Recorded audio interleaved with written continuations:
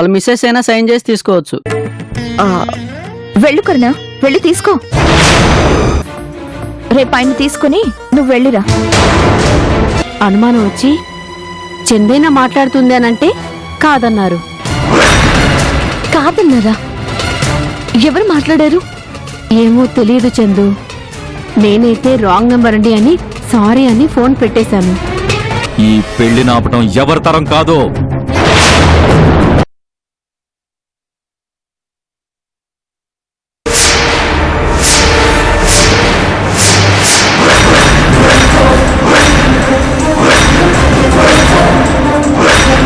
రేయ్ ఇట్రా. రేయ్ నిన్నేరా. రైట్.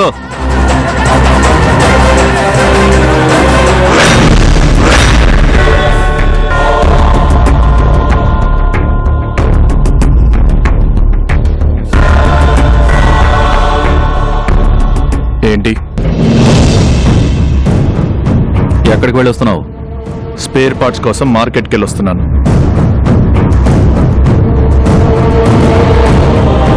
ఏవి స్పేర్ పార్ట్స్? కనిపించవే? తీసుకొని రాలేదు. మరి వాటి కోసమే వెళ్ళొస్తున్నానన్నావు. నాకు కావాల్సినవి దొరకలేదు.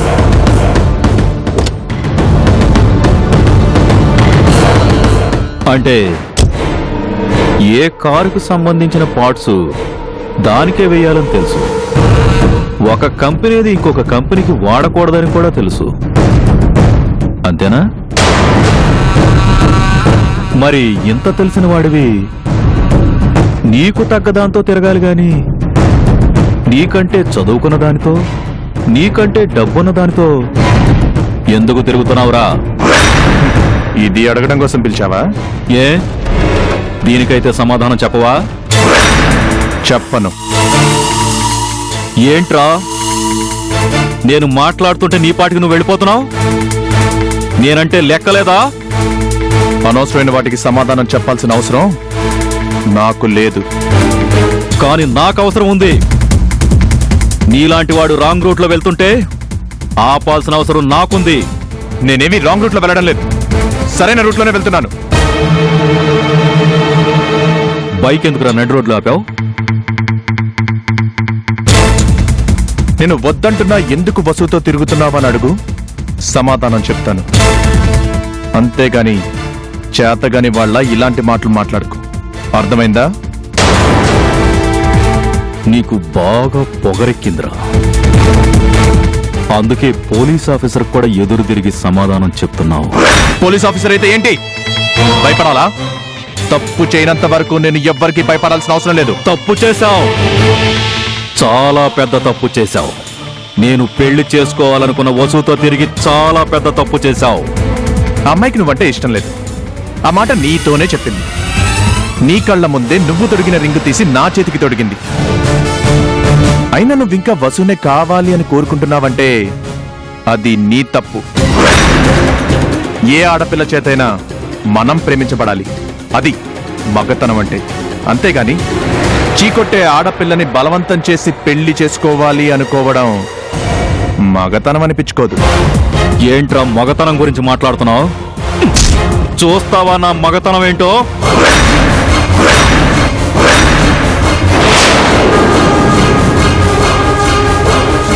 చూడు, నువ్వు నన్ను కొట్టావు అనుకో, ఎవరు ఏమనుకోరు.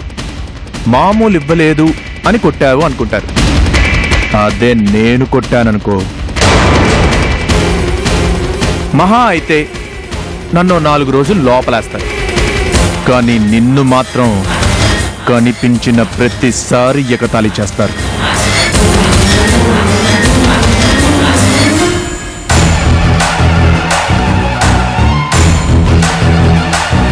రాంగ్ రూట్లో వెళ్తుంది నేను కాదు, నువ్వు. ఇప్పుడైనా నీ దారి రైట్ కాదు అని తెలుసుకుని వెళ్ళు, అది నీకే మంచిది. చేతిలో పవర్ ఉంది కదా అని నీ ఇష్టం వచ్చినట్లు ఆడకు.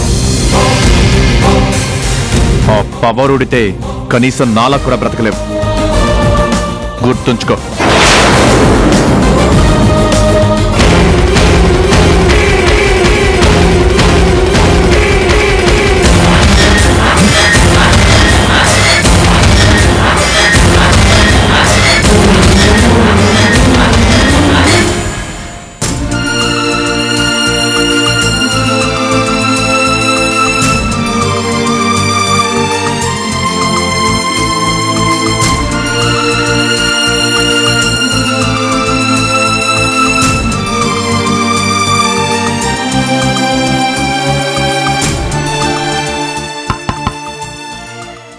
Yes come in.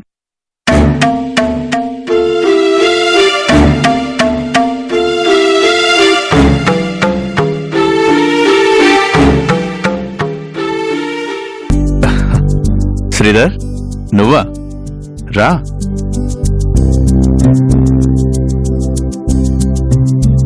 కూర్చో.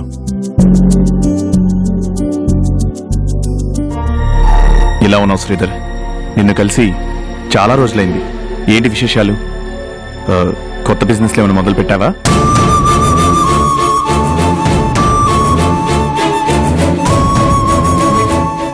ఏంటి శ్రీధర్, ఏం మాట్లాడవేంటి? నీ ముందు ఏం మాట్లాడాలో కూడా తెలియట్లేదు రాజా. నీ విషయంలో నేను చాలా స్వార్థంగా ప్రవర్తించాను. నీకంత పెద్ద కష్టం వస్తే కనీసం నిన్ను చూడ్డానికి కూడా రాలేకపోయాను. వదిలే శ్రీధర్, అవన్నీ ఎందుకు మనసులో పెట్టుకుంటావు?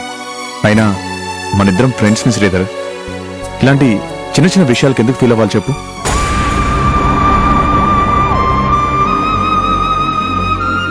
ఒకవేళ నువ్వు వచ్చి నన్ను చూసినా నేనైతే కష్టం నుంచి బయటపడలేనుగా. ఆర్థికంగా అయితే ఆదుకోగలిగేవాడివేమో గాని ఆరోగ్యాన్నైతే తెచ్చివ్వలేవుగా. కాబట్టి ఇవన్నీ చిన్న విషయాలు శ్రీధర్, వదిలే. ఇప్పుడు చెప్పు, ఏంటి విశేషాలు? రాజా, నీ నుంచి నాకు సాయం కావాలి. ఏం కావాలో చెప్పు. అది పర్లేదు, చెప్పు. అదే ఆ ఏసీపీ చక్రవర్తితో నాకు చాలా ప్రాబ్లం అయ్యేలా ఉంది. అతనికి వసునిచ్చి పెళ్లి చేద్దామనుకున్నాం. చిన్న మీద కోపంతో వసు సంబంధం చూడమంటే చూశాను. తీరా చూసిన తర్వాత, అతనితో ఎంగేజ్మెంట్ అయిపోయిన తర్వాత అతను ఎలాంటి వాడో తెలిసింది. వసు అతనితో పెళ్లికి ఒప్పుకోవట్లేదు రాజా. సంబంధం కాదు అనుకున్నాం, అయినా వినడం లేదు.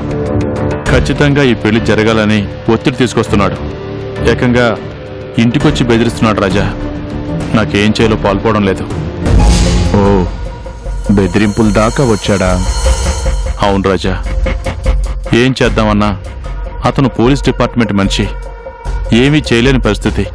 కావాలని ఇష్యూ చేస్తున్నాడు. అతన్ని ఎదుర్కోవడం నా వల్ల కావట్లేదు.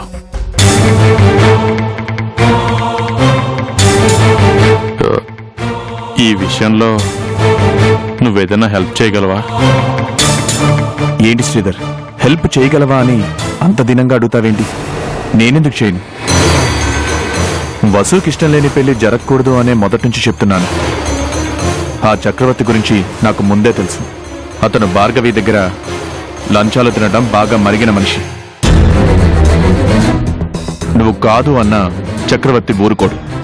ఆ భార్గవి వదిలిపెట్టదు. ఎందుకంటే నువ్వు చక్రవర్తిని తట్టుకోలేకుండా చేశాక అప్పుడు భార్గవి సహాయం కోరాలి. అప్పుడు నీ కూతుర్ని తన కొడుక్కిచ్చి చేయమని చెప్పాలి. అది భార్గవి ప్లాన్. నువ్వేం కంగారు పడకు శ్రీధర్. ఆ చక్రవర్తిని ఎలా దారికి తీసుకురావాలో నాకు తెలుసు. నువ్వు మాత్రం వసుకి ఇష్టం లేని పెళ్లి జరగదు అని మొహానే చెప్పేసాయి. ఏం చేస్తారో అది చూద్దాం. లీగల్గా తన్ని ఎలా కంట్రోల్లో ఉంచాలో నాకు తెలుసు. ఇల్లీగల్గా అతను ఏం చేసినా నేను చూస్తూ ఊరుకోను. నీకు వసుకి నేను ప్రొటెక్షన్గా ఉంటాను. You don't worry. చాలా థ్యాంక్స్ రాజా. నిజంగా నీ మంచి మనసుని అర్థం చేసుకోలేకపోయాను. ఇంత జరిగినా కూడా నువ్వు నన్ను ఒక మంచి ఫ్రెండ్గానే చూశావు. ఇది నీకే సాధ్యం. చూడు శ్రీధర్, ఫ్రెండ్స్ మధ్య శాశ్వత శత్రుత్వాలు ఉండవు. గొడవలు రావడానికి ఒక చిన్న కారణం చాలు. అలాగే అన్ని మర్చిపోవడానికి ఓ మంచి మాట చాలు. జరిగినవేవి మనసులో పెట్టుకోకు. ఓకే? థ్యాంక్ యూ రాజా. జాగ్రత్త. వస్తాను.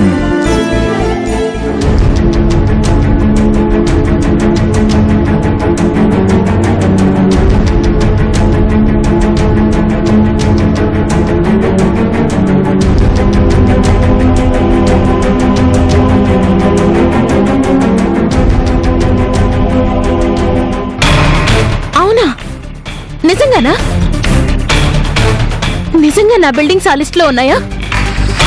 అలా ఎలా ఉన్నాయి? అప్పుడున్న వాళ్ళకి కావలసినంత తినిపించాను కదా. తిన్నది ఎంతసేపు ఉంటది? పొద్దున్న తింటే సాయంత్రానికి కరిగిపోద్ది. అలాంటి డబ్బు కరగడం ఎంతసేపులే.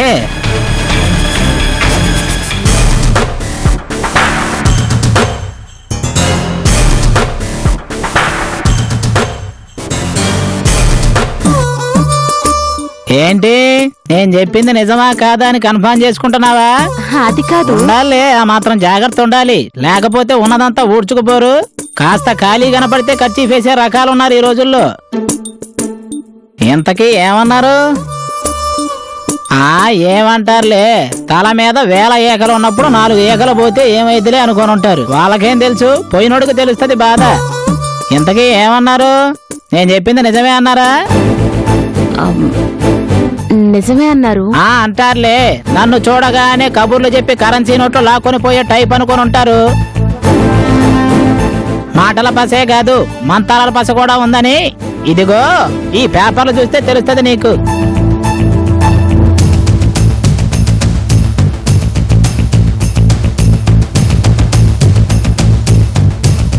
అందులో డీమాలిష్ చేయాల్సిన బిల్డింగుల్లో మీ బిల్డింగ్ కూడా ఉందని వచ్చిన లిస్ట్ అది చూడండి. ఇంకొకటి ఉంది కదా, అది మీ 4 బిల్డింగులను తప్పించిన లేటెస్ట్ వర్షను, అది కూడా చూడండి. నిజమే యాదగిరి. మనం ఎప్పుడూ నిజాలే మాట్లాడతాం భార్గవి గారు, కానీ జనాలే అదేదో జోక్ అనుకొని తేలిగ్గా తీసుకుంటారు. చాలా థ్యాంక్స్ యాదగిరి. ఈ ఇంగ్లీషోడు పోతూ పోతూ థ్యాంక్స్ అనే 2 ముక్కలు కనిపెట్టి మనకు అంటించిపోయాడండి. ఏమ ప్రతి దానికి థ్యాంక్స్ అని మనల్ని వాడి చంపుతున్నారు. మీకు నిజంగా మనం చేసిన పనికి కృతజ్ఞతలు చెప్పాలనుంటే ఇలా నా చేతుల్ని దగ్గరికి తీసుకుని నీ మేలు జన్మలో మర్చిపోలేను యాదు అని ఒక్క మాట చెప్పండి.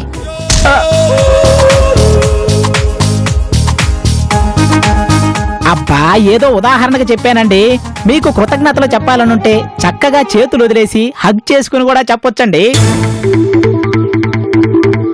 ఒక్కసారి పబ్బులకు వచ్చి చూడండి, ఆడ మగ తేడా లేకుండా వాటేసుకోవడాలు, చంపలు రాసుకోవడాలు. అయ్య బాబోయ్, ఇప్పుడంతా మోడర్న్ కల్చర్ అది. షటప్. అంటే ఇప్పుడు నీకు అలా థ్యాంక్స్ చెప్పాలా? పళ్ళు రాలిపోతాయి, జాగ్రత్త. ఎందుకండి అంత కోపం? నాకు తోచింది నేను చెప్పాను. మీరు ఎలా చెప్పాలనుకుంటే అలా చెప్పండి. ఎందుకంటే మీరు ఎలా చెప్పినా నాకు ఓకే. ముందే చెప్పాను కదా, మీరు నన్ను ఎలాగైనా వాడుకోవచ్చని. ఇప్పుడు ఇనుమన్నాక నిప్పు దగ్గరే వంగుతుంది, నేనన్నాక మీ దగ్గరే లొంగుతాను. డబ్బులు తీసుకున్నావు, పనిచేసి పెట్టావు, అయినా నీకు నేనెందుకు థ్యాంక్స్ చెప్పాలి? అదే మరి, టాబ్లెట్ వేసుకున్నాక ప్యాకెట్ పడేసినట్టు మనుషుల్ని వాడుకున్నాక ఇలా మాట్లాడకూడదండి. ఇదిగో ఆ లిస్ట్ లో నుంచి ఈ లిస్టు తయారు చేసిన ఈ లిస్ట్ లోకి మీ ఇంటిని చేర్చడం పెద్ద లెక్కేం కాదు. Okay, I'm sorry. ఈ ఇంగ్లీష్ అంటించిన గజ్జిలో ఈ సారీ కూడా ఒకటండి. చిన్నపిల్ల నుంచి ముసలోడి దగ్గర వరకు ప్రతి ఒక్కడు గ్యాప్ లేకుండా చెప్తుంటాడు. ఆ పదానికి వాల్యూ లేకుండా చేసి పడేశారు. అయినా సొంత మనుషులు ఉంటే ప్రతిదానికి ఇలా సారీలు థ్యాంక్స్లు చెప్పాల్సిన అవసరం ఉండదు కదండి. సొంత మనుషులా? అంటే లేచిపోయిన మీ ఆయన గురించి ఏదైనా ఎంక్వైరీ చేశారా? లేచిపోవడం ఏంటి? ఆయన బిజినెస్ పని మీద వెళ్లారు. అంటే నాకు కూడా అదే తెలిసిందిలేండి, కానీ బయట జనాలు నమ్మట్లేదు. మీ ఆయన లేచిపోయాడని అనుకుంటున్నారు. ఇప్పుడు ఆయన గురించి నీకు అవసరమా? అవసరమేనండి, దేనికైనా కన్ఫర్మేషన్ ఉండాలి కదండి. ఇప్పుడు ఆయన రాడు అనుకొని పుసుక్కున కమిట్ అయ్యాను అనుకో, రేపు వచ్చాక ఎంత కష్టం చెప్పండి. ఏం కమిట్ అవుతావు? అదే, మీకు ఏ కష్టం రాకుండా మీరు ఇలా ప్రతిసారి సారీలు థ్యాంక్స్లు చెప్పకుండా మీ ఇంటి మనిషిలాగా కమిట్ అయితే కొంచెం బాగుంటది కదా. ఓ, అయితే నాకు అన్నయ్యలా ఉంటానంటావా? అన్నయ్య? యాదగిరి, ఏమైంది యాదగిరి? యాదగిరి, ఏమైంది? ఫ్యూజు కొట్టేసింది. అర్థం కాలేదు. మీకు అర్థం కాలేదని అర్థం కానట్టు ఫేస్ పెట్టినా మీకంతా అర్థమయ్యే నాకు అర్థం కావాలని చెప్పారని నాకు అర్థమైందండి.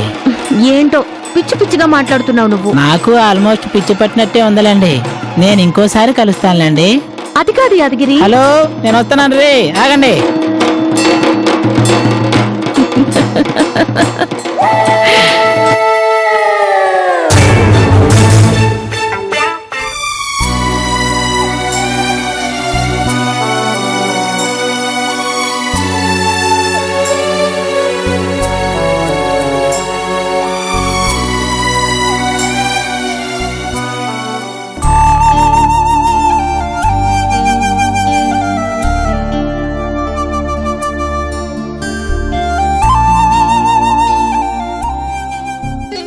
ఏమండి పాండురంగారావు గారు, బాగున్నారా? అమ్మా కరుణ నువ్వా? ఉమ్, ఏంటి చాలా హుషారుగా కనిపిస్తున్నట్టున్నారు. మీ హెల్త్ బాగానే సెట్ అయినట్టుంది. అవును తల్లి, హాస్పిటల్లో సొంత తండ్రి కన్నా బాగా చూసుకున్నావు.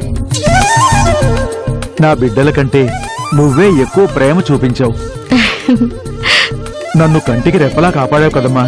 ఇదిగో నీ దయ వల్లే మళ్ళీ ఇలా లేచి తిరగలుగుతున్నాను. నాదే ఉందండి, అదంతా డాక్టర్ల పుణ్యం. డాక్టర్లు మందులు ఇచ్చి వెళ్తారమ్మా, కానీ మీలాంటి వాళ్ళు మానవత్వాన్ని కూడా పంచుతారు.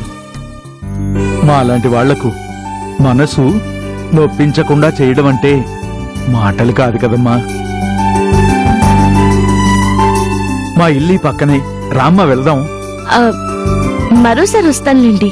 మీరు మాత్రం హెల్త్ జాగ్రత్తగా చూసుకోండి. అలాగేనమ్మా, వెళ్ళొస్తానమ్మా. ఉమ్.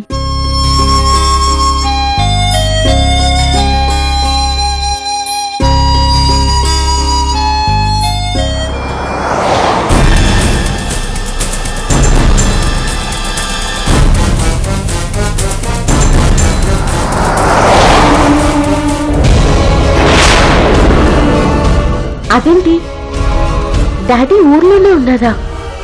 చండీగఢ్ వెళ్తాను అన్నారు, అప్పుడే వచ్చేసారా? 20 రోజులు పడుతుందన్న మనిషి 5 రోజులు కూడా ఉండలేదంటే అసలు వెళ్ళారా వెళ్ళలేదా? ఊరు నుంచి రాగానే నాకెందుకు ఫోన్ చేయలేదు?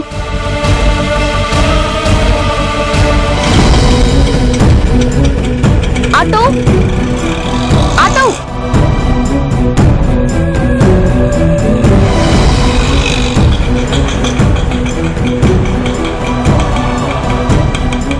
ఆ కార్ని ఫాలో అవ్వు. నేను బిజినెస్ పని మీద చండీగఢ్ వెళ్తున్నాను. అక్కడ ఒక 20 రోజుల పాటు ఉండాల్సి వస్తుంది. పగలంతా అక్కడే కష్టపడి రాత్రి కూడా అక్కడే ఉండడం అంటే చాలా ఇబ్బందిగా ఉంటుంది. వద్దులే. అమృత చెప్తుంది కరెక్టేనమ్మా. నువ్వెక్కడో హాస్టల్లో ఉంటే రాజా బాధపడతాడు. తన కోసం వెళ్ళడం మంచిదేనేమో.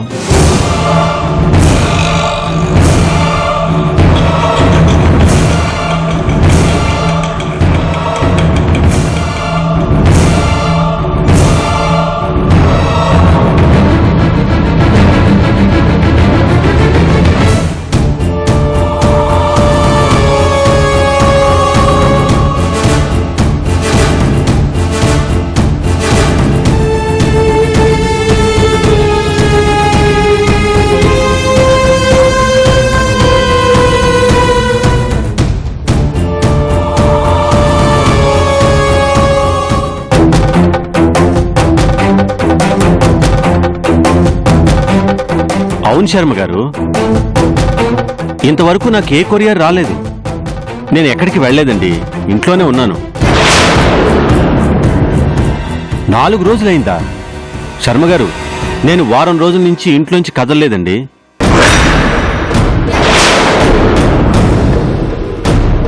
వస్తే నాకు అందాలి కదా.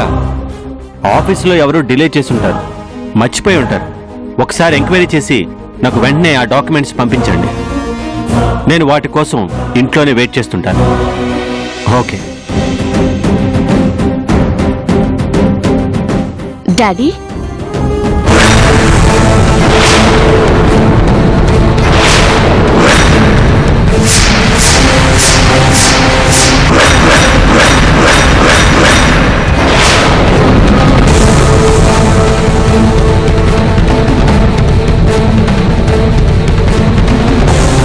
చందు ఎంతసేపు అయిందమ్మా వచ్చి రారా. డాడీ మీరు చండీగఢ్ వెళ్ళారు కదా, ఎప్పుడొచ్చారు? ఇదిగో ఇప్పుడే వచ్చానమ్మా. 20 రోజుల దాకా రాను ఉన్నారు. అనుకున్నానమ్మా, కానీ వెళ్ళిన పని క్యాన్సిల్ అయింది, అందుకే వెనక్కి వచ్చాను. అంటే ఇప్పుడే వచ్చారా? ఫ్లైట్ కేగా వచ్చారు? అవునమ్మా.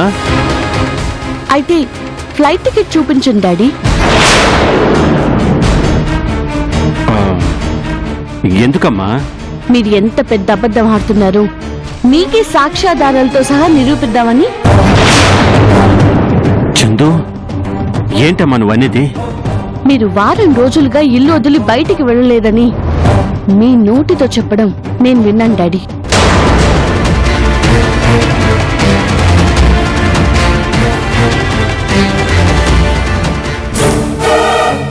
ఇరవై రోజుల దాకా రాను అని చెప్పిన మీరు వారం తిరక్క ముందే రోడ్డు మీద కనిపిస్తే ఆశ్చర్యపోయి వచ్చాను డాడీ.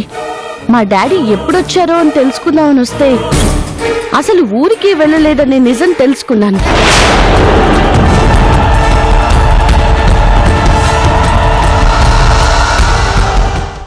చెప్పండి. అది నేను చెప్తాను. నువ్వు కరుణవి కాదు, చందువి కాబట్టి.